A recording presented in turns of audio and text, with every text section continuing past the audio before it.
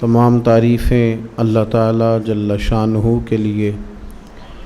दुरूद व सलाम नबी अकरम सय्यद आलम सल्लल्लाहु ताला अलैहि वसल्लम की ज़ाते वाला सिफ़ात के लिए हम्द व सलात के बाद, अज़ीज़ दोस्तों, शुक्र करने से नेमतें महफूज हो जाती हैं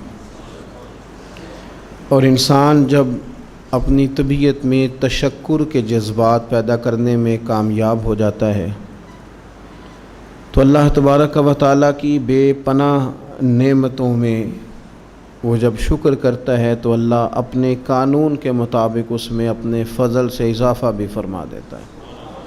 ला इन शकरतुम ला अज़ीदन्नकुम, रब फरमाता है तुम शुक्र अदा करोगे तो मैं नेमतों में इजाफ़ा कर दूँ। तशक्कुर जो होता है, शुक्र जो होता है, वो जज्बाते कल्बी का नाम होता है कि आपके एहसासात अल्लाह का शुक्र अदा कर रहे हो। ज़हनी तौर पर, कल्बी तौर पर आप अपने रब की बारगाह में झुके चले जा रहे हैं। ज़ुबान से जो आप कलिमाते शुक्र अदा करते हैं उनकी भी बड़ी कीमत है, लेकिन वो कई दफ़ा हमारे दिल की और हमारी रूह की अक्कासी नहीं कर रहे होते। आप अगर शुक्र का जज्बा इस तरह का पैदा करें कि आपका रुआं रुआं, आपकी सांस सांस, आपका लम्हा लम्हा अपने रब का शुक्र गुज़ार हो जाए। बेशुमार नेमतें दी हैं और देने वाला ख़ुद फरमाता है कि तुम गिनना चाहो तो मेरी नेमतें गिन नहीं सकते। अब अगर उन नेमतों पर शुक्र का ज़ौक़ बनाया जाए, तबीयत बनाई जाए कि हमने अल्लाह का शुक्र अदा करना है, तो उससे नेमतों में बरकत होती है, इजाफ़ा होता है। हमारे यहाँ जो नेमत नहीं होती उसके लिए तजस्सुस तो होता है, पर जो नेमत मौजूद होती है उसका शुक्र अदा नहीं होता। हुसूल के लिए तो तड़प मौजूद होती है कि मेरे पास सारा कुछ है तो पैसे क्यों नहीं। उधर तो दौड़ धूप हो रही होती है, पर जो सेहत है, औलाद है, तंदुरुस्ती है, नमाज की तौफीक है, इन नेमतों पर हम शुक्र नहीं अदा कर पा रहे होते। तो मकाम तशक्कुर पे जब आप खड़े हो जाते हैं तो फिर आपका अल्लाह के साथ कुर्ब बढ़ता है। हमें रब करीम ने जितनी नेमतें अता फरमाई हैं ना, उनमें सबसे बड़ी नेमत दौलत ईमान की नेमत है कि अल्लाह ताला ने हमें अपने प्यारे हबीब लबीब सल्लल्लाहु ताला अलैहि वसल्लम का उम्मती और ग़ुलाम बनाया। आप गौर तो करें उस शख्स की तरफ जिसने अपने हाथों से एक बुत बनाया है, अपने हाथों से उसके नाक कान बनाए हैं, और अगर उसकी कोई चीज़ टूट जाती है तो अपने हाथों से वो उसको सही कर रहा है। आप देखें कि उसकी अक्ल कितनी कैद में है कि अपने हाथों से बना के वो उसके सामने इबादत के लिए खड़ा है। अगर खुदा का फजल ना हो तो इंसान इन गुमराहियों की तरफ चला जाता है, अपना नुकसान कर बैठता है। आपको इस ज़मीन पर बसने वाले वो लोग भी नज़र आते हैं कि जो माज़अल्लाह जानवरों का पेशाब पी रहे हैं। ये खुदा का ख़ास फजल और इनाम है कि उसने हमें अपने प्यारे महबूब की उम्मत में पैदा फरमाया। ख़ास इनाम है और ये सबसे बड़ी नेमत है। और हुजूर की ग़ुलामी में आते ही हमें शरफ़ क्या मिला? कुंतुम खैरा उम्मतिन, अल्लाह फरमाता है तुम सारी उम्मतों में से बेहतरीन उम्मत हो गए। और रसूल करीम सल्लल्लाहु अलैहि वसल्लम बैतुल्लाह शरीफ में काबा मुअज़्ज़मा के सामने खड़े होकर फरमाते हैं, काबे तेरी बड़ी इज़्ज़त है, पर रब की नज़र में बंदाए मोमिन की इज़्ज़त काबे से भी ज़्यादा है। अब ये कितनी बड़ी नेमत है, उस पर कितना बड़ा हमें तशक्कुर का इजहार करना चाहिए था। लेकिन सारी ज़िंदगी जट बट चौधरी होने पर तो फ़ख्र किया, मुसलमान होने पे ना कर सके। सारी ज़िंदगी हमने अपने कबीले पर, रंग पर, इलाके पर, बस्ती पर, ज़ुबान पर, इल्म पर, दौलत पर तो फ़ख्र किया। काश दो रखते पढ़ के कहते या अल्लाह तेरा शुक्र है तूने नबी पाक का ग़ुलाम बनाया। ये इतना बड़ा एजाज़ है कि दुआएं मांग मांग के भी बहुत सारे लोग इसे हासिल ना कर पाए, हमें बिन मांगे मिला है। लेकिन तशक्कुर के जज्बात कल्बी तौर पर जो होने चाहिए। हुजूर का जिक्र किसी का मोहताज नहीं, किसी का मोहताज नहीं।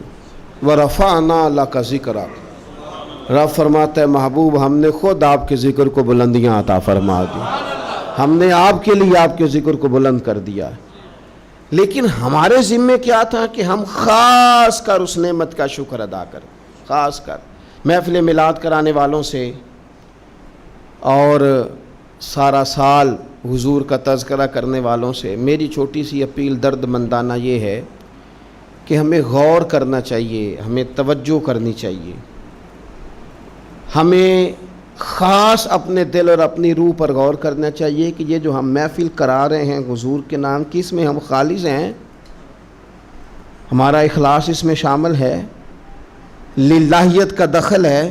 آپ کو اگر للہیت نصیب ہے اور ذوق آپ کو حاصل ہے، میسر ہے، اور یہ قلبی بات ہے، یہ نہ آپ کسی کو بتائیں گے تو پتہ چلے گا، یہ آپ کا اور رب کا معاملہ ہے کہ ہمیں اگر تو میسر ہے وہ چیز۔ بہت سارے لوگ ایسے ہیں، ان سے میں اکثر کہتا ہوں کہ محفل تو حضور کے نام کی ہے، اس میں تو میرے بھائی آپ کی گلی کا وہ نعت خواں جس کی بالکل کوئی آواز نہیں، وہ بھی نعت پڑھے تو پڑھے حضور کو راضی کرنے کے لیے، تو وہ بات قبول ہے۔ اور اگر آپ نے 60,000 والا منگایا ہے اور آپ کو بھی پتہ ہے پیسے دیے ہیں، تو اس کو بھی پتہ ہے پیسے لیے ہیں، تو آپ بھی کہہ رہے ہیں کہ پڑھنا نہیں، اس نے پیسے نہیں لیے، تو وہ بھی کہہ رہا ہے کہ میں نے لیے ہیں، تو مجھے بتائیے کیا اس میں ذائقہ کیا رہ جائے گا؟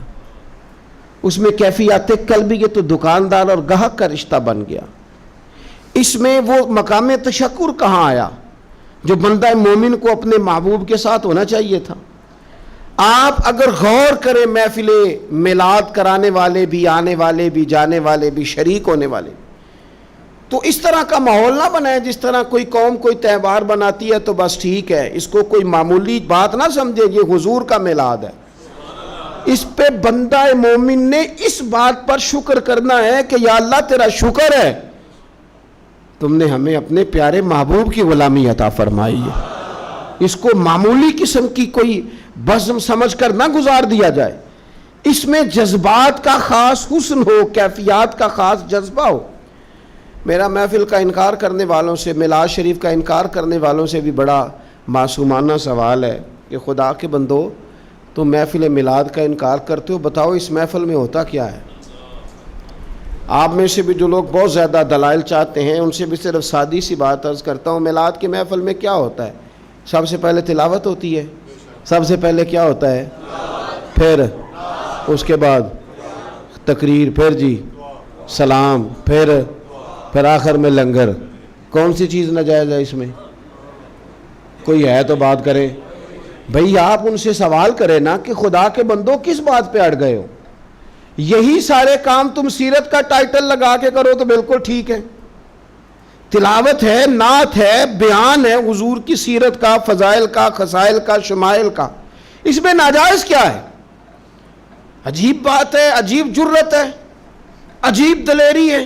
آپ کس کو ناجائز کہہ رہے؟ قرآن پاک کی تلاوت کو، حضور کی نعت کو، نبی پاک کے ذکر کی تقریر کو، درود شریف پڑھنے کو، دعا مانگنے، کس کو ناجائز کہا؟ آپ بڑی جرت سے، اور یہ ہے کہ ڈھٹائی سے آپ کہہ رہے ہیں ناجائز ہے۔ آپ غور تو کریں، محفل کرانے والا ذوق پیدا کرے اور انکار کرنے والا توجہ کرے وہ کیا کر رہا ہے، وہ توجہ کرے۔ میلاد شریف کی بزم کو پورے شوق سے کریں، درد سے کریں، اس میں کثرت عوام کی ضروری نہیں، بڑا خطیب ضروری نہیں، بڑا نعت خواں ضروری نہیں، اس میں تو دل کا جذبہ ضروری ہے۔ حضرت شاہ ولی اللہ صاحب محدث دہلوی رحمۃ اللہ علیہ فرماتے ہیں کہ میں مکہ مکرمہ میں میلاد شریف کی محفل میں شریک ہوا تھا، اور فرماتے ہیں جب میں میلاد میں پہنچا ہوں تو میں نے زمین سے آسمان تک نور ہی نور دیکھا ہے، کیونکہ وہ لوگ اللہ کے حضور اپنے دل لے کے حاضر تھے کہ تیرے محبوب کی غلامی پر شکر ادا کرنے آئے۔ تو محفل میلاد والے اس بات پر توجہ کریں۔ 4-5 اجزاء ہیں محفل کے جو تقاضے، ان تقاضوں کی روشنی میں اگر میلاد شریف کیا جائے، سب سے پہلے محفل مبارکہ میں تلاوت ہوگی۔ قرآن مجید ایک ایسی چیز ہے کہ نبی پاک صلی اللہ علیہ وسلم نے فرمایا قیامت کے دن نا یہ قرآن تمہاری شفاعت کرے گا، اس کو پڑھا کرو، اس کی تلاوت کیا کرو۔ اور غور کریں میں کیا عرض کرنے لگا ہوں، قرآن مجید کہتا ہے قد جاءکم من اللہ نور و کتاب مبین، اے لوگو تمہارے پاس اللہ کی طرف سے نور آیا اور کتاب مبین آئی۔ تو میلاد والے رسول کے ساتھ جو چیز آئی ہے وہ قرآن پاک ہے. قرآن آیا حضور کے ساتھ.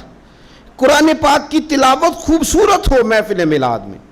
ویسے تو سارا قرآن ہی حضور کی نعت ہے, سارا قرآن ہی. اور میں حیران ہوتا ہوں کہ نقیب اعلان کر رہا ہوتا ہے سارا قرآن حضور کی نعت ہے, نعت کا کہہ رہا ہوتا ہے سارا قرآن حضور کی نعت ہے, تو پھر ان سے کہنا چاہیے نا پڑھے چند آیتیں, سنا پھر آپ شعر ہی رہیں, چند آیات کی تلاوت کریں نا, مہربانی فرمائے. آپ نے کہا ہے نا سارا قرآن حضور کی نعت ہے, ذوق سے تلاوت کی جائے محفل میلاد میں. سارا قرآن حضور کی نعت ہے, پر جن میں ذرا خاص وضاحت کے ساتھ حضور کا علم شریف ہے, فضائل ہیں, خصائل ہیں, شانیں. جن آیات میں چہرہ والضحیٰ کا ذکر ہے, زلف واللیل کا ذکر ہے, سینہ علم نشرح کا ذکر ہے, حضور علیہ السلام کی نظر مازاق کا ذکر ہے, جس میں رسول پاک کے علم مبارک کا ذکر ہے, جس میں حضور کی رحمت کے تذکرے ہیں. یہ آیات تلاوت کی جائیں اور اچھا قاری تلاوت کرے, اور پھر تلاوت کر کے ان کا ترجمہ, بالکل سادہ ترجمہ ایک قوم تک پہنچا دیا جائے, تو محفل میلاد میں یہ خوبصورت خدمت ہوگی. یہ میلاد شریف کرانے والے ایک اچھی بات لوگوں تک پہنچائیں گے, اچھے انداز میں قرآن پاک کی تلاوت کر کے. اور یہ بات یاد رکھ لیں, اپنے دل کی تختی پہ لکھ لیں, اللہ کے پیارے رسول صلی اللہ علیہ وسلم نے فرمایا اس قرآن کے ذریعے اللہ قوموں کو عزت عطا فرمائے گا. تو میلاد شریف کے اندر آپ اچھے قراء کو ضرور دعوت دیں, بہترین قرآن مجید کی تلاوت آپ سنیں, اور اچھے انداز میں آپ نبی پاک علیہ الصلاۃ والسلام پر نازل ہونے والی اس کتاب کی تلاوت سن. دوسری بات یہ کہ میلاد شریف میں نعت پڑھی جاتی ہے. نعت کہتے ہیں حضور کی تعریف کو, بڑی سونی کر کے نبی پاک کی تعریف کی جائے, بڑی سونی کر کے. یہ نا میں کیا عرض کروں اس نعت خواں کی خدمت میں بھی جو اتنا اعلیٰ کام کر رہا تھا. وہ اس لائن میں کھڑا تھا جس لائن میں حضرت عباس بن عبد المطلب کھڑے ہیں, اس لائن میں تھا جس لائن میں حضرت حسان بن ثابت ہیں. اس صف کا نمائندہ ہو کے کہاں اپنے آپ کو کمزور کر بیٹھا ہے, 20,000 پہ 25,000 پہ, اتنا اعزاز والا کام, اور کہاں اپنے آپ کو گرا لیا اس نے, یہاں تک لے آیا اپنے آپ کو. نعت شریف تو جذبات تھے بندہ مومن کے, اور نعت کے لیے مشہور آدمی کی ضرورت نہیں, ذوق اور شوق کی ضرورت ہے. علاقے کے آپ بچوں کو کہیں وہ حضور کی نعت شریف پڑھیں, نبی پاک کا تذکرہ کریں, سونا کر کے حضور کا ذکر کریں. آپ کو پتہ ہے حضرت عباس رضی اللہ تعالیٰ عنہ نے عرض کی یا رسول اللہ آپ کی نعت پڑھنا چاہتا ہوں, آپ کا قصیدہ لکھا ہے, تعریف لکھی ہے, پڑھنا چاہتا ہوں, پڑھوں؟ تو نبی کریم علیہ السلام سادہ بھی کہہ سکتے تھے پڑھ دو, لیکن حضور نے پتہ کیا فرمایا, یا رسول اللہ آپ کی تعریف لکھی ہے, پڑھوں؟ تو حضور نے فرمایا پڑھیے, اللہ آپ کے دانتوں کو سلامت رکھے. اتنا اعزاز نعت کا, اتنا اجر حضور کی نعت کا. حضرت حسان بن ثابت رضی اللہ تعالیٰ عنہ جو نعت پڑھتے تھے تو وہ نعت کیا تھی؟ کافر معاذ اللہ جو نبی پاک علیہ السلام پر اعتراضات کرتے تھے نا, حضرت حسان بن ثابت شعروں میں ان کا جواب دیتے تھے. حضرت حسان بن ثابت جب نعت پڑھتے تھے, او نعت کا تو اپنا اعزاز تو پہچان یار, تو اپنی عظمت کو تو سمجھ, تیرا درجہ کیا ہے. جب حضرت حسان نعت پڑھتے تھے تو رسول پاک ہاتھ اٹھا کے دعا مانگتے تھے, اے اللہ روح القدس کے ذریعے, اے اللہ جبریل امین کے ذریعے میرے حسان کی مدد فرما. حضور ان کی مدد کی دعا کرتے تھے کیونکہ وہ حضور کی تعریف کر رہے ہیں. تو آپ دیکھیں یہ اعزاز کتنا بڑا ہے, یہ مرتبہ کتنا بڑا ہے. بنو نجار بہت اعلیٰ قبیلہ تھا مدینہ منورہ کا. کاش میرے بیٹے حضور کی نعت پڑھنے لگیں, کاش آپ کے بیٹے حضور کی نعت پڑھنے لگیں, کاش ہماری بیٹیوں کی زبانوں پر نبی پاک کے ترانے جاری ہو جائیں, کاش یہ سلیقے سے, یہ باوضو ہو کر, یہ طہارت کے ساتھ اپنے محبوب کریم علیہ الصلاۃ والسلام کے نعت خواں بن جائیں. اس باپ کے مقدر جاگ گئے جس کی اولاد حضور کے تذکرے کرنے والی بن گئی. وہ بڑے منصب پر فائز ہو گیا جس کے بچے نبی پاک کی مدح خوانی کرنے لگے, ثنا خوانی کرنے لگے. بنو نجار قبیلے کی بچیاں حضور مدینے آئے تو دف بجاتی، وہ ننھی بچیاں جو بیٹھ کر وہاں دف بجاتی تھی، رسول پاک کی جانب اشارے کر کے گاتی تھی کہ ہم ہیں بچیاں نجار کے عالی گھرانے کی، خوشی ہے آمنہ کے لال کے تشریف لانے کی، ہمیں خوشی ہے آمنہ کے لال کے تشریف لانے کی۔ وہ نا حضور کا ذکر کرتی ہیں، نبی کریم علیہ السلام کی تعریف کرتی ہیں تو حضور ان کے پاس سے گزرے۔ تو ابو داؤد شریف میں جو حدیث کے لفظ ہیں بڑے کمال ہیں، بڑے میٹھے ہیں، ان میں جو رعنائی اور حسن کے جو جذبے ہیں اور جو ان بچیوں کے لیے اعزاز ہے اور نعت خواں کے لیے جو خوشخبری ہے وہ سمجھنے والی ہے۔ وہ بچیاں حضور کی تعریفیں کر رہی تھی، وہ کہہ رہی تھی ہم بنو نجار کی قبیلے کی اعلیٰ بچیاں ہیں، ہمارے مقدر دیکھو، ہمارے پڑوسی کون بنے ہیں؟ مدینے والے مصطفیٰ کریم علیہ السلام، اس لیے خوش ہیں کہ حضور ہمارے پڑوسی بن گئے، مدینے آ گئے، حضور ان کے قریب سے گزرے۔ تو ایک جملہ میٹھا ٹھنڈا پیارا حسین ایک جملہ حدیث میں ملتا ہے، حضور نے کہا، نبی کریم ان کے قریب سے گزرے تو ان بیٹیوں کی طرف پلٹ کر دیکھ کر حضور فرمانے لگے میرا رب جانتا ہے کہ مجھے بھی تم سے بڑی ہی محبت ہے، ہن میں اپنی حیاتی تو قربان نہ جاواں، ویکھو محمد محمد پکیندے گزر گئی، اللہ جانتا ہے کہ مجھے بھی تم سے بڑی محبت۔ تو یہ نعت خوانی، نعت پڑھنا، نعت سننا، یہ تو بڑا اعزاز کا کام، یہ تو بڑی فضیلت کا کام ہے۔ پھر اس کے بعد باری آتی ہے بیان کی۔ واعظ و نصیحت کے لیے بہت زیادہ جوش خطابت کی ضرورت نہیں ہوتی، نبی پاک صلی اللہ تعالیٰ علیہ وسلم کے سیرت کے سوانے کے کچھ مطالعہ کی ضرورت ہوتی۔ اگر ہم اپنی مسجد کے خطیب کے پاس ہی وقت پہ چلے جائیں نا جمعہ پڑھنے، تو امید ہے کہ وہ ایک آیت کا ترجمہ تو کریں گے ہی، چند احادیث مبارکہ تو ہمیں سنائیں گے۔ آپ کسی کے پاس بیٹھ جائیں، اس کا خطابت میں بڑا نام ہونا ضروری نہیں، اس کا حضور کا غلام ہونا ضروری ہے۔ ایسے خطباء کو دعوت دیں جو اہل سنت کے مسلمات کی روشنی میں کتاب و سنت کا نچوڑ لا کے آپ کو وہ بیان کریں اور آپ کو سنائیں۔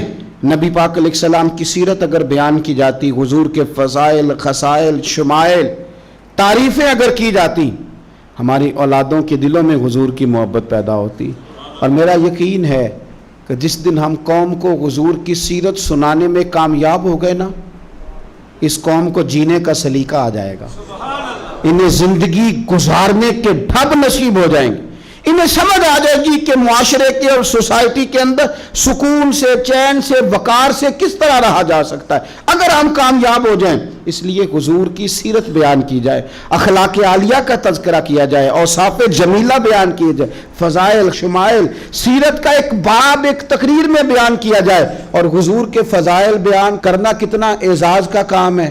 آپ قرآن پاک پڑھیں نا، رب نے اپنے نبی کے فضائل بیان فرمائے، لقد من اللہ علی المؤمنین اذ بعث فیہم رسولا لقد جاءکم رسول من انفسکم عزیز علیہ ما عنتم حریص علیکم بالمؤمنین رؤوف الرحیم یا ایھا النبی انا ارسلناک شاہدا ومبشرا ونذیرا وداعیا الی اللہ باذنہ وسراجا منیرا وما ارسلناک الا رحمتا للعالمین۔ کہاں کہاں رب کریم نے اپنے محبوب کے فضائل بیان کیے، ان کو کھولا جائے، ان کو بیان کیا جائے، ان کی تفسیریں پڑھی جائیں، قوم کے دلوں میں، لوگوں کے دلوں میں حضور کی محبت بٹھائی جائے۔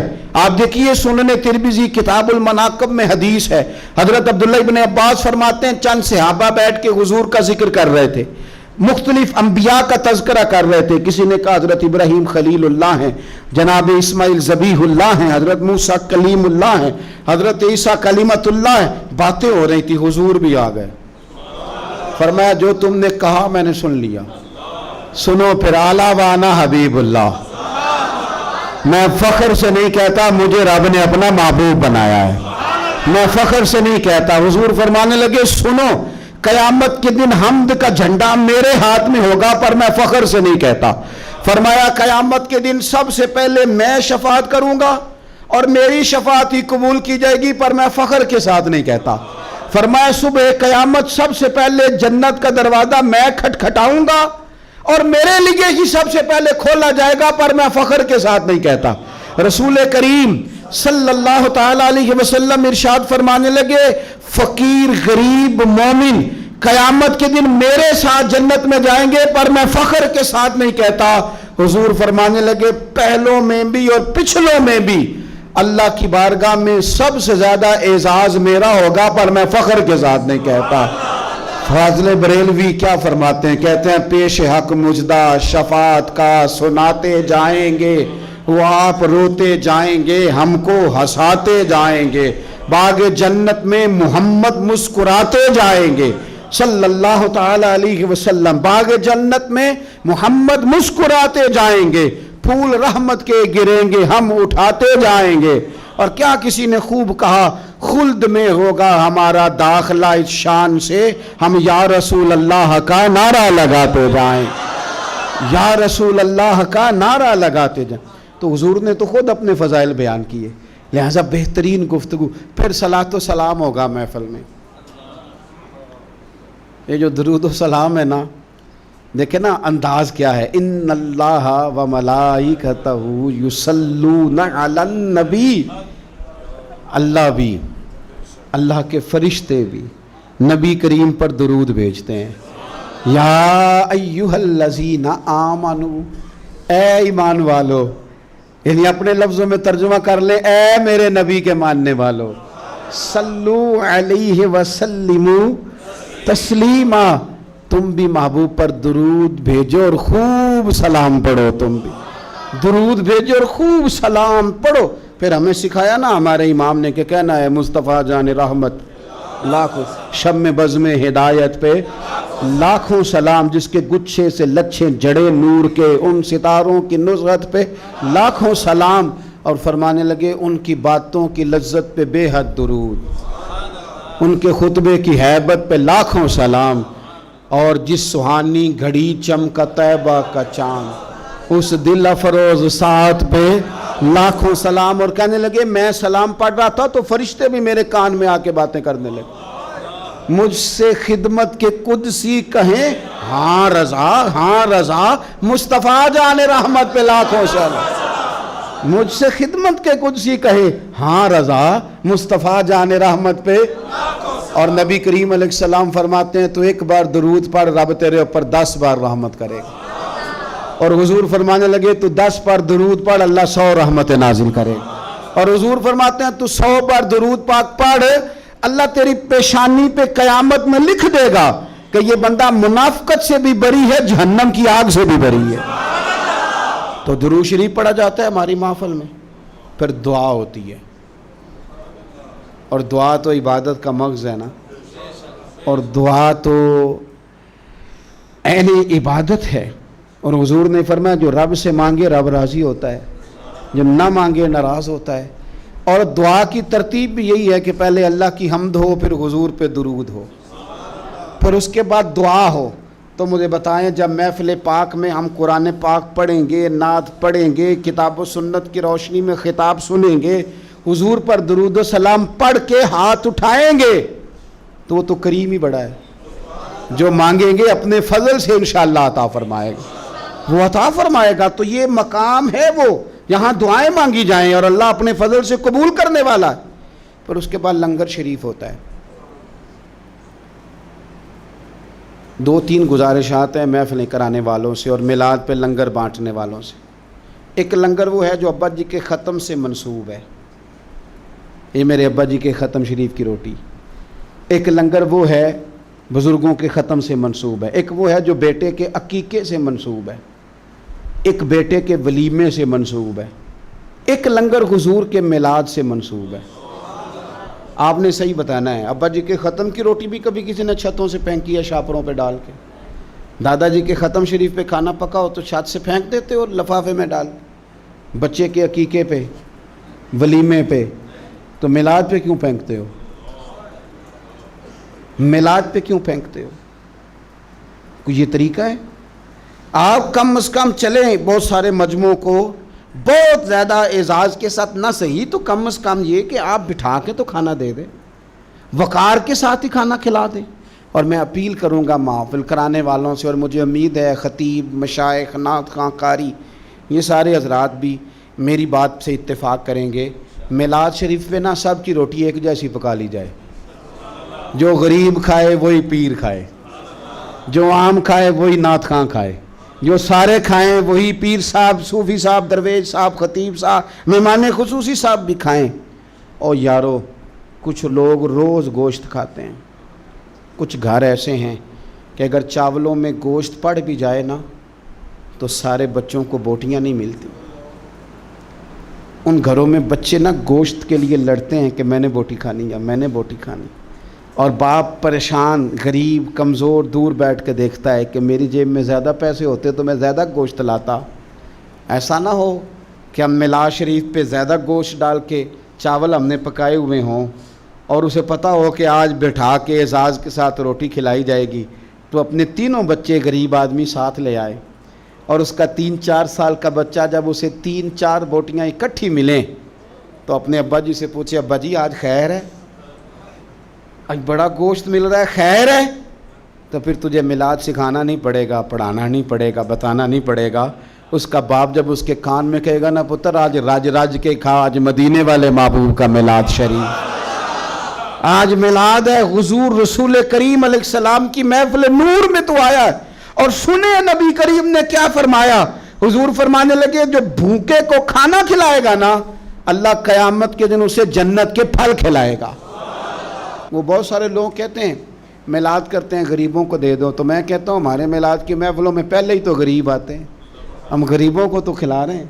امیر تو اللہ تعالیٰ انہیں توفیق دے، وہ تو سیاسی جلسوں میں جاتے ہیں، وہ تو جاتے ہیں جہاں MNA اور MPA کے جلوس نکلنے ہو تو وہاں جاتے ہیں۔ یہ غریب ہی تو ہیں جو آتے ہیں حضور کے نام پہ پیچھے بیٹھ کر روتے ہیں نبی کریم کی نعت پہ۔ تو لنگر شریف اگر اس تسلسل سے ہو، اس شوق سے ہو، اس ذوق سے ہو کہ بہت سارے غرباء کو میسر آئے اور ان کو کھانے کھلائے جائیں، پیٹ بھر کے کھانے کھلائے جائیں، ہو سکے تو کچھ غریبوں کو کپڑے بانٹے جائیں حضور کے میلاد کے نام پر، ہو سکے تو کچھ کی امداد کی جائے کہ یہ میلاد کا تحفہ ہے تیرے لیے۔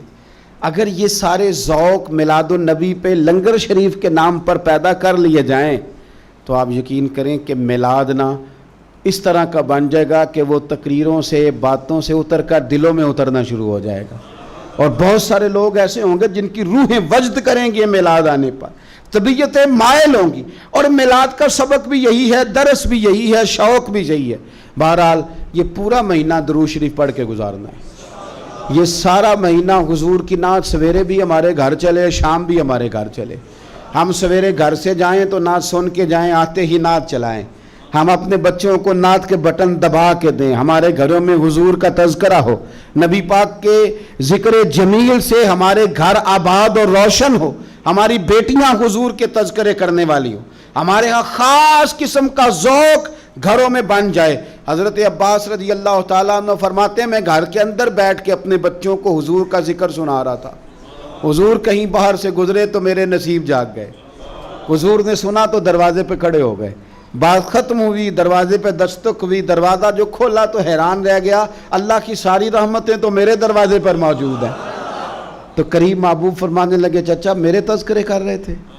یا رسول اللہ آپ کا ذکر بتا رہا تھا، میں نے بچپن بھی دیکھا، جوانی بھی دیکھی، آپ کے والدین بھی دیکھے، تو آپ کے تذکارے جمیلہ بچوں کو سنا رہا تھا۔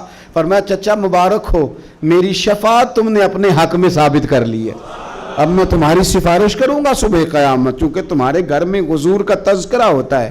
خوب نعتیں پڑھیں حضور کی، خوب۔ آپ نعت کا ذوق بنا لیں گے تو زبان پہ جاری بھی ہو جائے گی۔ آپ ذوق بنا لیں نعمتیں بانٹتا جی سمت وہ ذیشان گیا، تو ساتھ ہی منشی رحمت کا قلم دان گیا، انہیں جانا انہیں مانا نہ رکھا غیر سے کام، للہ الحمد میں دنیا سے مسلمان گیا۔ آپ ذوق بنا لیں ان کی مہک نے دل کے غنچے کھلا دی، جس راہ چل دیے ہیں کوچے بسا دیے ہیں، میرے کریم سے گر قطرہ کسی نے مانگا، دریا بہا دیے ہیں، دربے بہا دیے ہیں، ملک سخن کی شاہی تم کو رضا مسلم، تم بھی جس سمت آ گئے ہو نا سکے ہی بٹھا دیے، سکے۔ خوب شوق ہو آپ کے ہاں جہاں جہاں بھی محفل ہو اس محفل میں ضرور شریک ہوں، نعت شریف سنیں، جلوس میلاد شریف کا جہاں جہاں نکلے ادب سے، للہیت سے، شوق سے اپنے بچوں سمیت میلاد شریف کے جلوس میں شرکت کریں۔ اللہ تعالیٰ اس ماہ میلاد کو امت مسلمہ کے لیے باعث خیر و برکت فرمائے۔ آخر دعوانا ان الحمد للہ رب العالمین۔